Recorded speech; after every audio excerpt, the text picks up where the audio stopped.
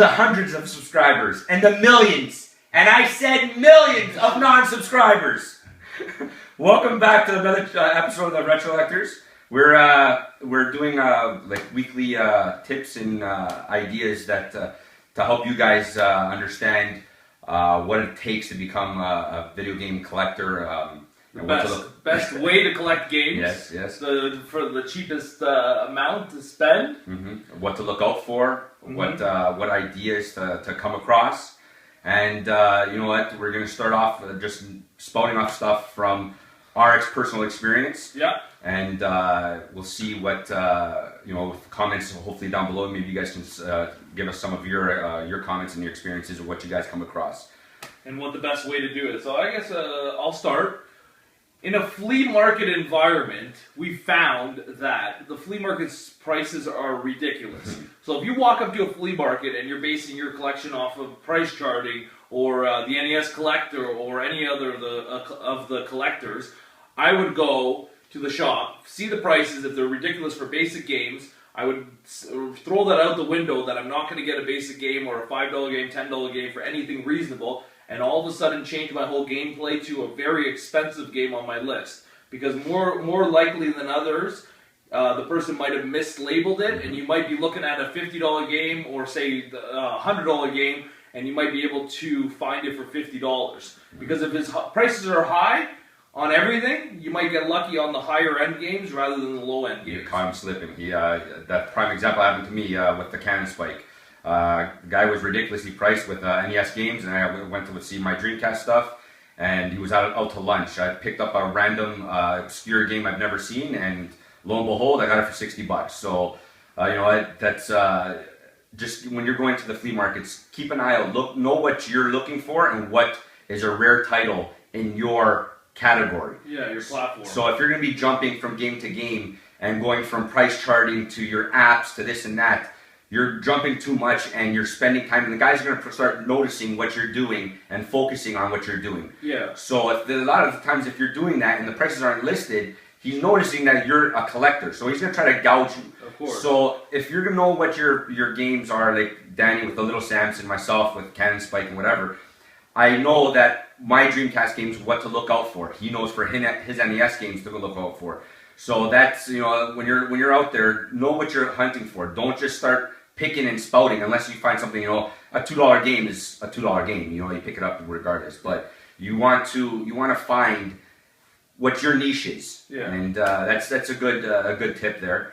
For flea markets especially, if the rare occasion when you come across somebody that has reasonable prices, never go by that. That's just basic knowledge. Whatever is listed, you can always work out a deal, get a whole bunch together. If you're going with a buddy, bundle everything together, you probably get yourself a better deal.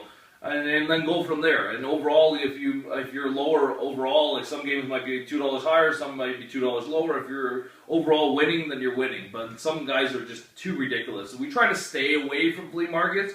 We'll always go to one first if it's a first-time experience. But other than that, we totally stay away from flea markets. Another thing is if you're going to these retro stores, you know what? Make it a name for yourself. Not necessarily going out there and trying to, be like you're the owner's buddy, but at least market yourself to him. At least he'll keep an eye out for stuff that you may be looking for, and we have a few guys that have done that for us in the past, and letting them know what you're into and what the stuff that you grew up on, and maybe he'll cut you a deal just by shooting the shit with him. You don't know what you can come across. You don't know what you'll talk to or who you'll talk to. Yeah, from my experiences personally, before I got Mike involved in collecting, just going to stores, it's better if you go to a store and you spend $200 and you leave and you don't come back for a year. It's almost better to go there every month and spend $10, $20 because you're making an appearance at the store. You start to get to know the person, and then you go from there. And it works out to be better deals that way. I mean, obviously, if there's $200 worth of stuff that you want, then buy it. But by all means, just keep on popping in. Even if you buy a $5 game, $2 game, whatever, it's good to make an appearance at these stores. And they'll always cut you a deal. The price is not what you're going to get it for. So I would always bargain, no matter what. Be cheap. Yeah, that's it. Bundle as much as possible. Yeah. Another thing is. Gamester81 did a thing on an app that we and Danny, we've been using religiously as soon as we started. It's an NES app for him, a DC app for me, but I've downloaded the whole school of apps. I bought an iTunes card and I just bought them all, just because I may come across, a game that I don't know nothing about, but at least I can see the pricing of what I would like to pay. eBay pricing, you have to twiddle back and forth with your Safari or your internet browser and all that. It's too much information. Yeah. So just try to get an app that you can, base your stuff off of and have an idea of what the prices are going for. Yes, you can go use price charting. What I've done is I saved that on as an app on my phone, price charting. So I just go in and it automatically logs up, but I don't use that. Yeah. So price charting is all over the board. You'll see $2 loose, $50 complete, $4 new. Makes no sense. Yeah. So use your knowledge as much as possible. Other collectors also have as much information as the internet does. So it's out there. The other thing is too, when you go to these places, it's like if you're buying a whole bunch, like a bulk amount of games, the best thing to explain to them is that, listen, I'm a collector. I'm not going to resell these games, because sometimes they appreciate the fact, like, listen, I'm going to help out a collector, because at one point or another they were collectors before they started their shop or whatever.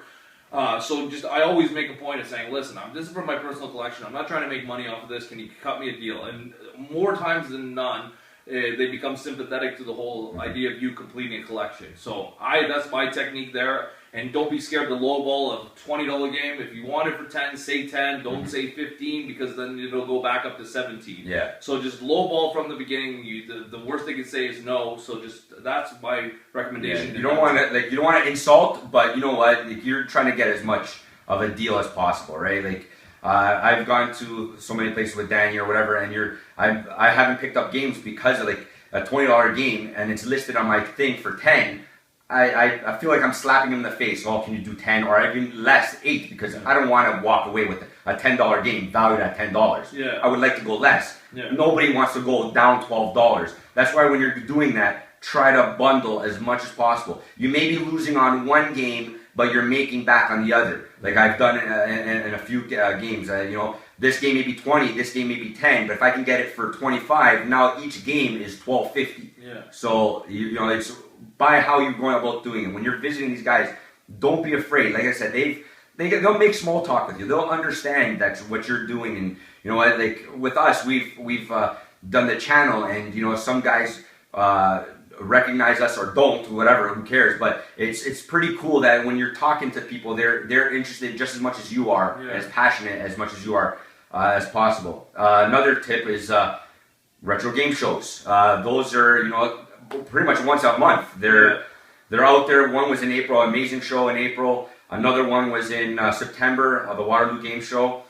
You know what? The entry fee is what it is. Sometimes it's $5, sometimes it's astronomical, like Con Bravo, which was ridiculous, $50. Yeah. I'm sure deals are made there, but when you're going in there with $100, $50 already takes half of your money that you're supposed to go in there exactly. with. So go try to find those shows on the internet, I guess, is your best bet. Yeah, especially when you go to a $5, $10 show, if you're looking for the common stuff and you're trying to complete a collection, I guarantee you that you'll walk out of there with 20 to 50 games, 100 games. When it's the common stuff, those shows are the best. Mm-hmm. For the high-end stuff, you might be paying through the nose for that. I would stay away from those shows if you're looking for the last 9 or 10% of your collection to complete. Those shows, some of the pricing is out of this world, right? So I don't know. For the common stuff, I would highly recommend going to those shows, because you're going to pick up all kinds. I've never lost at those shows. Yeah. So for me, I got with the Dreamcast. I found a lot of obscure games there. Like I said, most of the guys that we got deals from was guys that we've shot the shit to at stores. Ryan Airzonk, he hooked me up with a Sonic limited edition. Something that you never really see in the wild, and I got a wicked deal on it, and I'm more grateful to that. But yeah, it's know your niche, know what you're looking for. If you're looking for NES, solely look for NES. If I'm looking for Dreamcast, solely look for Dreamcast. I'm not going to pass up a deal, if I see a deal, but I'm looking solely for. That's why I have those other apps. So if I can see a deal, I'm looking it up.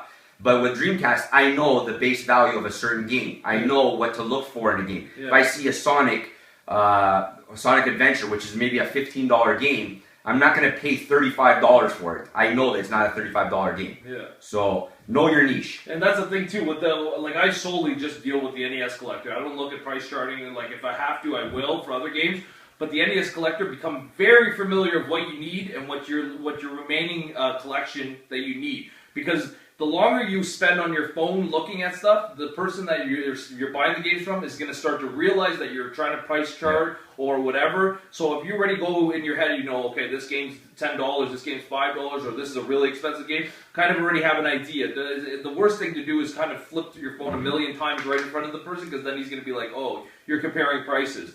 And then you're just already screwing yourself. Yeah. So the best thing that I do is just go through that chart. Like if you're just sitting on the can, I just rip through your chart and just kind of get your pricing of what games are more expensive, what games are in your ranges from like 5 to 10, 10 to 20, and then your more expensive one. I always try to educate myself before I even walk in, so I don't have to pull out my phone and just hammer down and collect. That's it. And there's, like I said, there's an amazing source of information on the internet. Obviously, there's the rarity guide. You can type in rarityguide.com, and it shows up all the titles that are the rarest on each individual system. Yeah. So if you're looking for an NES game, that Little Samson, for instance, is a rare game. If you're unaware with what it is, like Rarity Guide will give you an idea of what to look out for and what are hidden gems. Stuff that you've never heard of, that you weren't even thinking about buying, but it's an amazing game apparently. So those are all great tips to help you in collecting and trying to understand what you're looking for, what you want to do. You may be like on your N64 path, and all of a sudden you realize, maybe NES is a better path, or maybe Sega Genesis is another good path. Try to narrow it down to one. And with all this information, that way you'll get an understanding of which one to use. Which one should I narrow in on? I went with the Dreamcast. I love the Dreamcast. I had the system, and unfortunately it died. And then, like a dummy, I ended up trading it for a PS2 and so on and so forth. That's the whole reason why I'm recollecting this stuff. Yeah. So I'm happy with what I have, but obviously, we're human beings. We want more. So. Nothing exceeds like excess. Exactly, right? So those are those are good tips for those are good tips for collecting. Yeah. And maybe you could add more comments if you think or places, even places. Yeah, if you're in a certain area, maybe you can pass off information to guys that are in Oakville or in Barrie. Like anybody who subscribes, maybe you guys can market yourselves to each other. Maybe you guys have something that you need that somebody else has. We're trying to make you guys understand that we're not just doing it for ourselves, we're doing it for you. Yeah. And we would love to meet you guys and do that, but we all have lives. We can't do that. Yeah. So like if you guys can mingle amongst yourselves, feel free. We have the Facebook pages, we got all that stuff. So be sure to do all that stuff. Purchasing retro games online, eBay or online stores. A couple of names in particular: JJ Games, Lukey Games, and Sosa Fans are a couple of the big players on eBay. And we both dealt with JJ Games, but I've dealt with Lukey Games before. Their prices are awesome. You go to their website; they got a huge selection of games that you can buy, especially NES. But I've dealt with them in the past, and their shipping's not bad to Canada. But if you're in the States, or you could somehow get it to ship to like a Dropbox just over the border, you're going to get free shipping, anything over $25. The name of the game is try to get shipping for free. And this is where JJ Games gets us every time, because they have free shipping, and you had experiences with that? I picked up Shenmue for the Dreamcast. I just wanted to test it out. Danny told me about the JJ Games. Another buddy of mine told me about JJ Games. I'm hesitant of using my banking information on the internet, so I was very hesitant. I ended up, biting the bullet, and I used JJ Games. I got Shenmue, which was a $30 game. I got it for $30. I just did it as a test. I wanted to see, how was the shipping? Am I paying for shipping? I didn't have to pay for shipping, which was fantastic. So I got Shenmue, a $30 game for $30. I broke even. I'm happy with it. I might be using it again for the more common games. Excuse me. I find that their pricing is really good. if you're looking for any stuff that's common, or their uncommon stuff is you're trying to find the uncommon stuff at a good price, but you know, JJ Games keeps stuff at a certain stock level. So if you're looking for, you know, Marvel vs. Capcom for $35, you're probably not going to find it. You'll probably find it for $70 because every time you buy it, the pricing goes up and up and up and so on and so forth. The other thing that I highly, highly recommend is when you're bidding on something on eBay or on any auction site, make sure that the picture isn't the picture that came with the artwork. Like, it's not like a picture that they found on the internet. It's the actual game. Because I experienced something from a seller. I don't remember who it was, but I ordered 8 games and every single game was damaged. And that was my fault because I bought it off of just the box art. So make sure that you actually see a physical picture of the game, or else you're going to end up like me with a whole bunch of games that are just totally destroyed. But that might have been common knowledge, but I wish somebody told me that at the beginning, and then I wouldn't have made that mistake.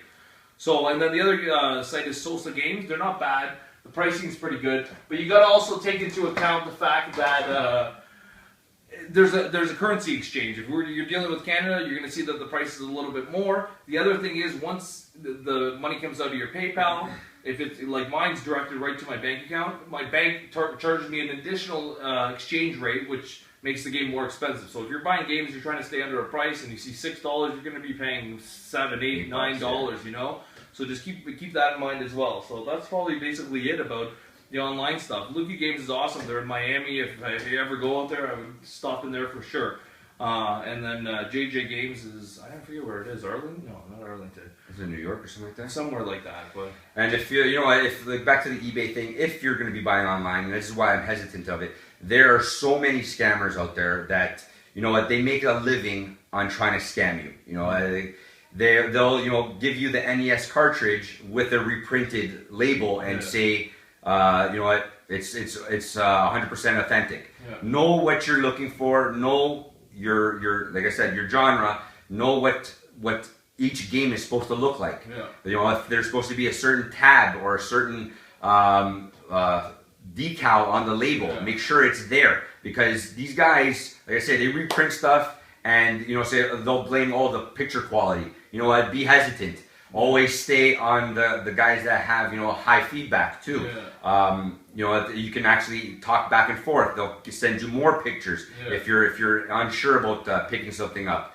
Just, you know, try not to get scammed. You know, look out for yourself, because nobody's looking out for you, and that's why we're here, trying to help you guys and understand that, so you guys can get that kind of information.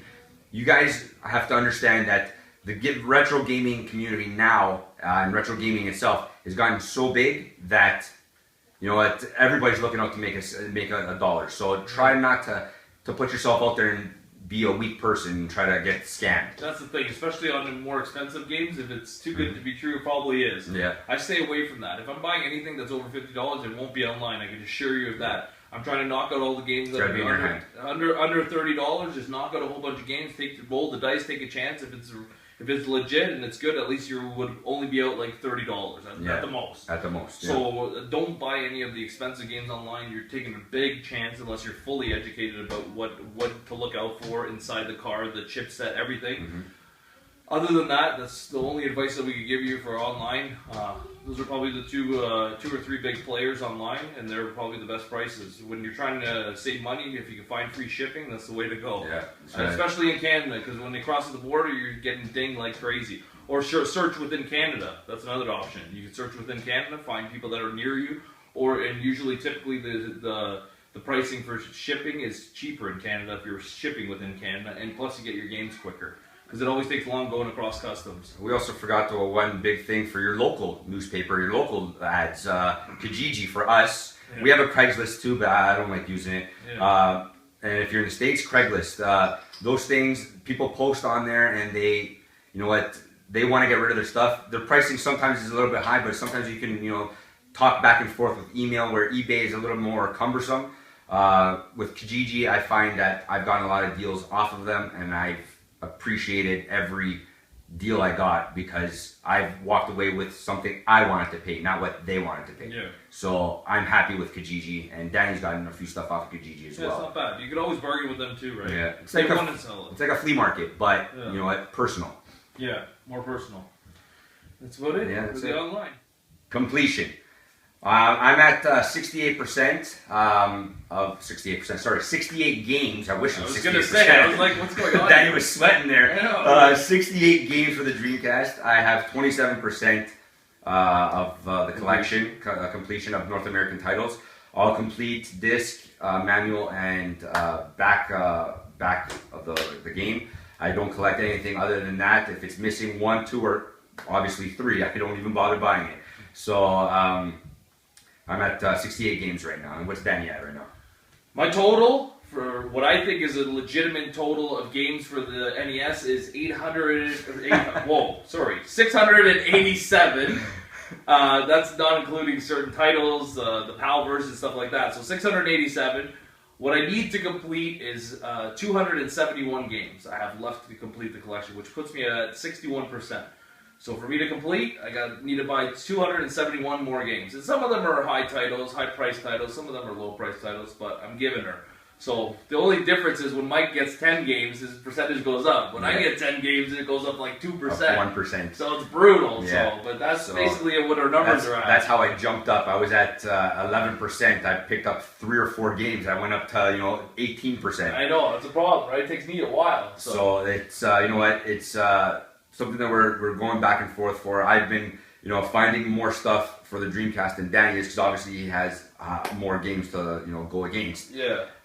Just about every game I need, there's only a certain 200 and something, like he said, that he needs. But a lot of those ones are the ones that you don't find in the wild, and a lot of the ones that are more common you still don't find in the wild, because they may not be the most sought after, but they're not maybe many printed out there. There might be only 100,000 in all of Nintendo's history that they've put out of that one game. Let's say Monopoly, and it may not be an obscure game, but it's a game that you can find, but it's not something you can find easily. So that's the thing, right? Like, I just got over the 400 mark. I'm at 416 in the collection, and it's every time you get over 100, like 300, 400, and I heard once you get to 500 and 600, it gets insane. It just gets expensive. So if you see a deal, capitalize on it. Yeah. I started collecting at the under $5 range, under $10 range, and I just went all over the place now, because there's no point. You can't turn down something. If you see a good deal, you got to buy it, right? And if you haven't seen a game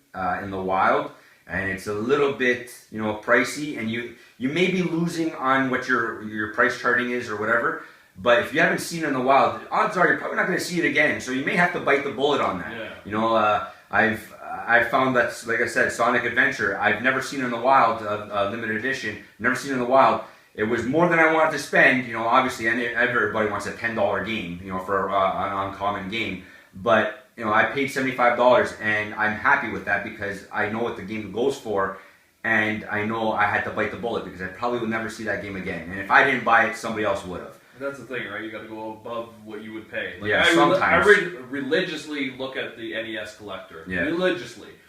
But if it's something that I'm going to pay an extra $2 and I haven't seen this in a long time, or I haven't come across it at all, then and I'm you going to buy can't come it. down, you can't negotiate with them, and you've negotiated a certain amount, and he won't go less, and you won't go more. Sometimes you may have to just bite the bullet and meet the middle, or or whatever. Just try to like I said, it's about obscurity, what you're gonna find, and if you're not gonna find it, odds are down the road you won't find it again. So and if you pass up that one, you may never see it again. So exactly. You guys have to make your decisions based off of what you want to spend and what you want. Going with a budget is a huge help. So to recap, I'm at 416 games, 61%, and Mike is at 68 and 27%. So cheer me on. Fuck him. Shit. Hey.